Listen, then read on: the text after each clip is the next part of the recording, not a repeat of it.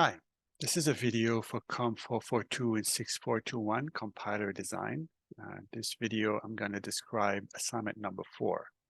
Assignment number 4, following assignment number 3, where you build the abstract syntax tree for the program that you are compiling, you have to traverse the AST and generate the symbol tables that correspond to the program, as well as following that, doing the semantic analysis of the program. So essentially there's two phases in this assignment. So in phase 1, you should implement all the semantic actions. You insert the semantic actions in the traversal of the tree for the generation of the symbol tables. So you should have 4 different kinds of symbol tables. So the global symbol table that contains all the an entry for every identifier that is defined in the global scope.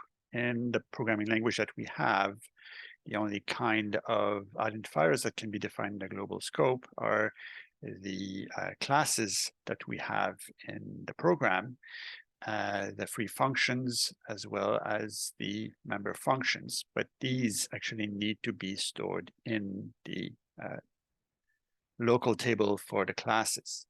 But really, the only things that you will have in the global symbol tables as entries is 1 entry for every class, and then 1 entry for every free function. And then for every for every of these, then you would have a local symbol table. For example, for every class, a class actually is associated with a scope of its own, which is a subscope of the global scope. So that means you need to have also local symbol tables for every class, and then an entry for every class table inside of the global table. Please do note that this has been thoroughly explained during the lecture. I'm not going to repeat everything, but if you were not there in the lecture time, so here are the resources for this assignment. Slide set number 9 actually describes what I'm describing right now. So if it's not enough for you, then please go to slide set number 9. There's also a video that is available on the website, and the Moodle page, basically me narrating the material, explaining the material that is present in slide set number 9. There is also, while I'm describing it, while I'm describing the resources available, there is also an example implementation that I've done in Java that is doing the creation of symbol tables, as well as the semantic checking for a very simple language. So if you want to have an example, please go to the lab material. There's a zip file there that you can download and execute the Java program.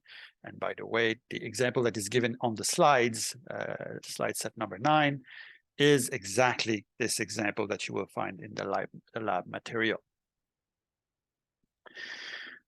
So you need to first create the symbol tables. That's where you have to start.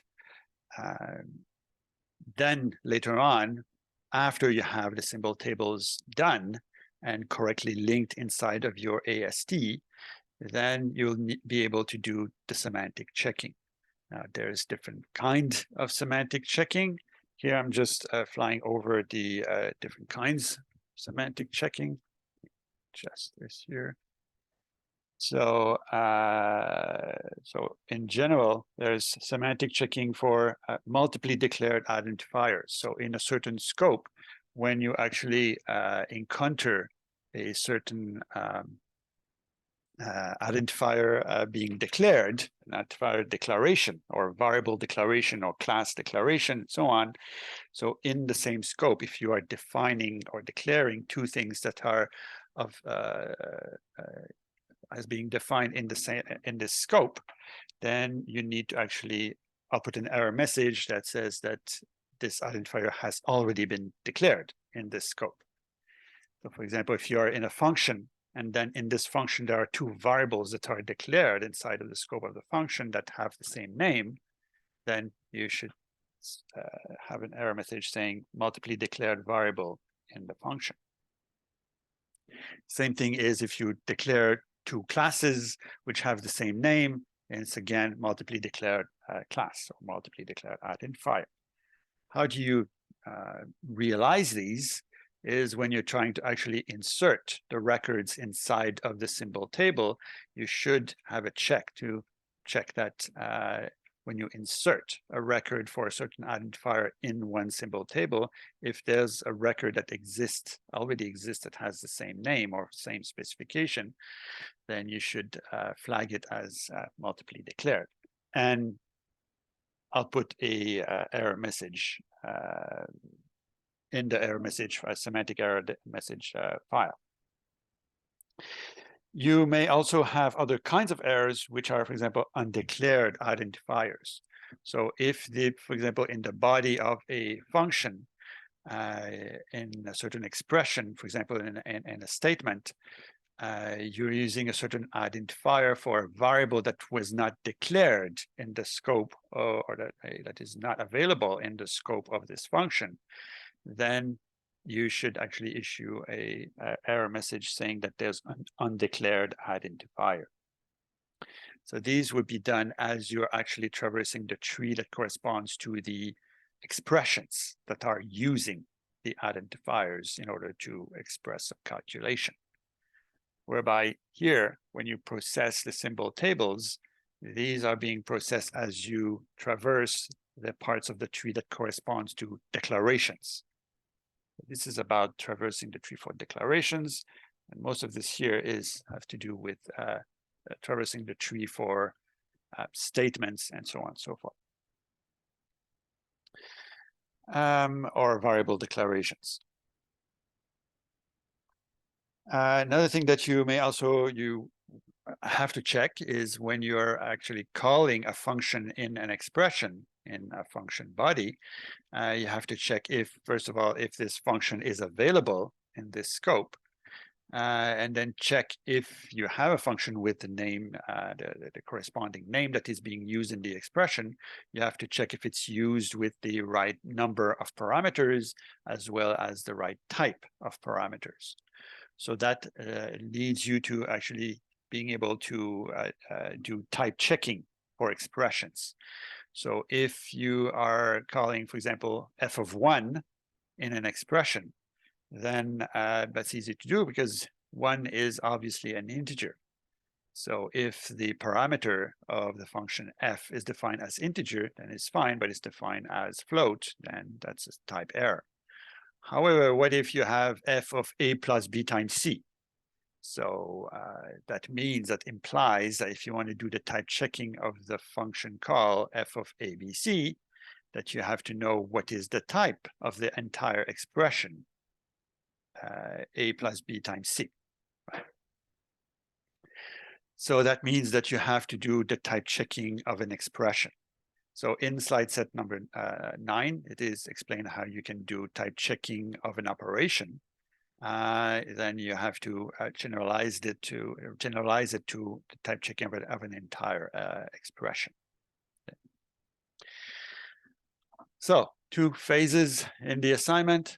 First, you have to do a creation of the symbol tables as you are processing in the AST the declarations, the class declarations, the function declarations, and so on. As you are traversing these, then you will gather information about these declarations, which will make you realize that a certain table needs to be created. For example, when you encounter a class declaration subtree, you need to create the table for this class.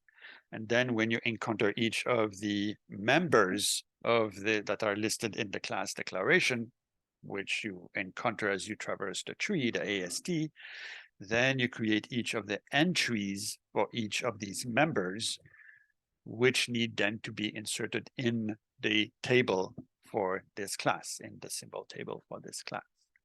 So you're traversing the tree, and as you're traversing the tree, you have to fire some semantic rules that are aggregating information or creating tables in order to create the symbol table structure.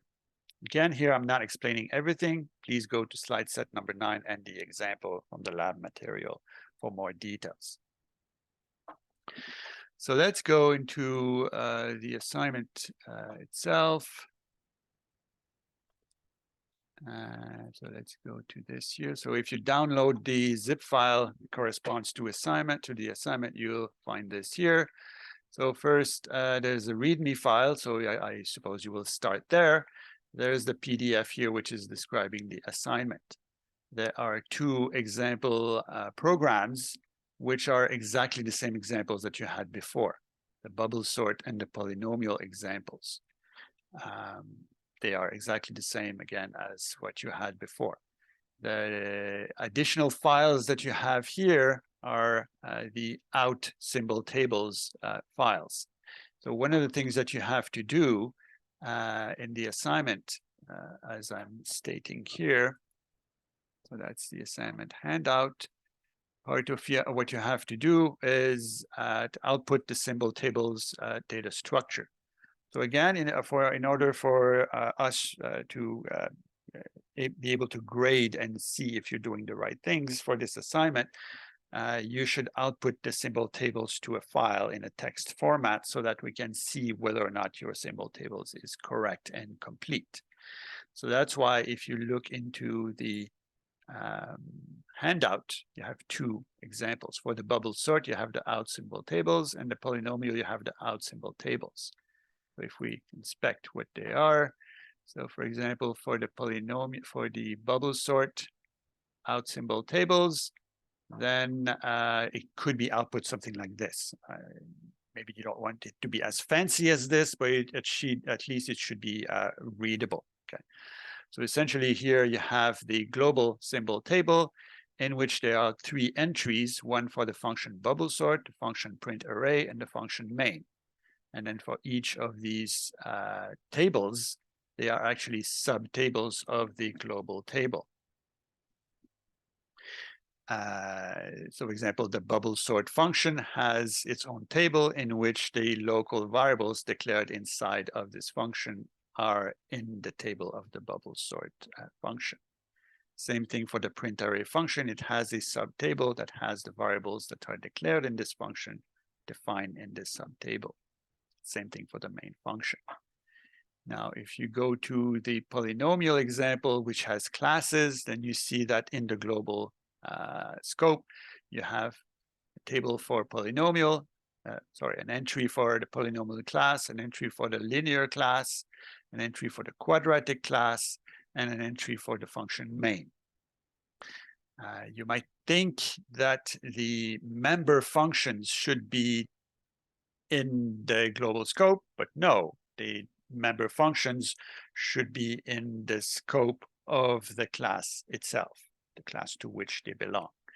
So for example, for the quadratic class, you have all the data members that are defined here, and then you have the subtables for the member functions of the class. Right?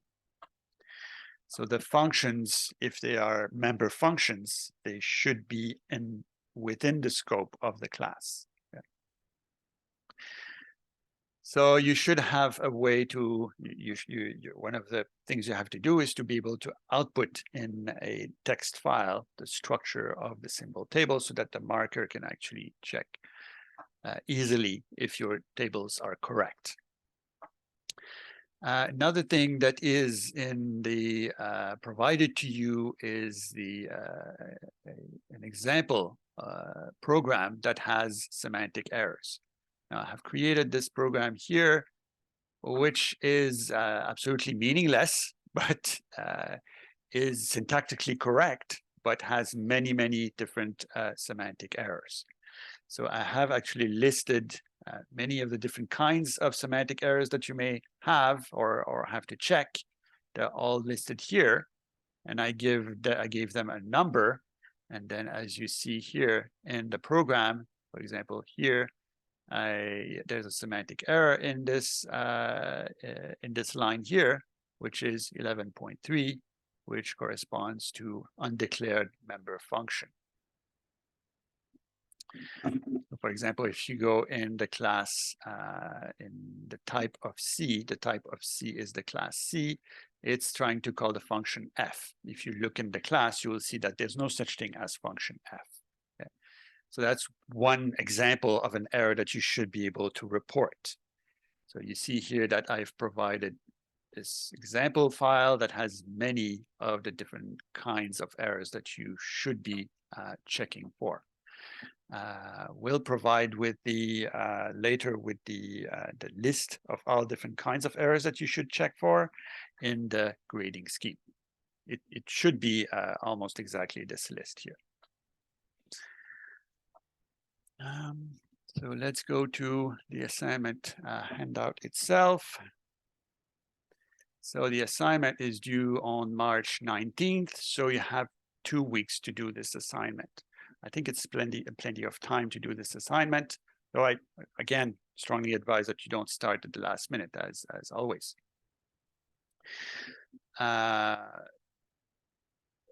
There are, as I said before, there are 2 main phases. One is the generation of symbol tables, and then the second phase is semantic checking and type checking semantic actions.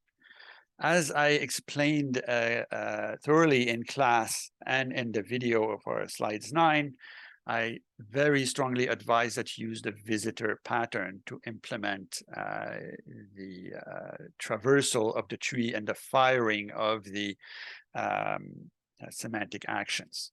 I'm not going to go and explain that here. Please go to the video and the slide set number 9 to have an explanation of this. Not to say that it's the only way to actually implement that, but it is making your life so much easier. Once you understand how to use the visitor pattern, it makes your life very easy, I might say. If you don't use the visitor pattern, it's possible to do all of this, but it's not trivial to actually find a solution so that some methods are triggered, or the execution of some methods are triggered as you are traversing the tree. Okay. I'm sure you can find a lot of different ways to do this, but let's put it this way. I would like you to actually use the visitor pattern. It is very much used in the industry for generation of compilers, backends, and that is the right tool to learn to use for that purpose. So please take some time to understand how the visitor pattern works. The code that I was describing here, the example implementation, is actually using the visitor pattern if you want to have an example. So eventually, if you use a visitor pattern, you're going to implement one visitor for the creation of the generation of symbol tables, and then another visitor to do the semantic checking. So here, this is just a list describing the different kinds of things that needs to be verified, as I have narrated before, and as are identified in the last source file with the semantic errors that I've also explained before. So I would suggest that you start, that your main thing to look at to figure out what needs to be done. You just need to look at the source file that has the many different kinds of semantic errors, and then implement each of these checking semantic checking in your second phase. Okay, so what you need to submit is well, the list of the semantic rules that are implemented for each of the different checks that you need to do, as well as each of the different rules that exist to actually create the symbol tables. So for each of the 2 phases, you should have a list of semantic rules that have been implemented to generate the tables for the first phase, and then do the semantic checking for the second phase. If you implement this using a visitor pattern, it's basically the list of the visit methods that you will implement in each of the visitors. Then a description of your design. If you're using the visitor pattern, then you basically repeat what I've included in slide set number 9. If you are not using the visitor pattern, it's very important that you describe your design correctly so that the marker can actually see what you how your implementation is actually working. Because if you're not using the visitor pattern, there's a lot of different ways you can actually do the traversal of the tree as well as the firing of the semantic rules. So this needs to be explained in your design thoroughly if you don't use the visitor pattern. And then section 3, use of tools. So for example, if you use the visitor pattern, that's one tool that you are using in your implementation. For the implementation, for the symbol table creation phase, so you should create the symbol tables as you traverse the scope of the global scope in the tree and the ASD, and then create the entries for the global table. And then as soon as you enter a class declaration, then that's a new scope. Then you should create a table for this scope.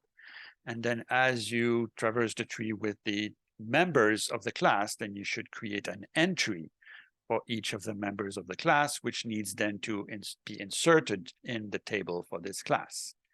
And then once you you enter a subtree for a function, then you should create a table, symbol table for this function, the scope of this function.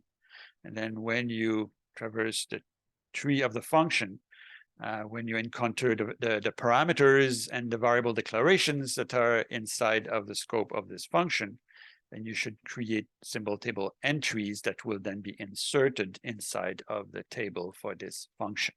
Okay.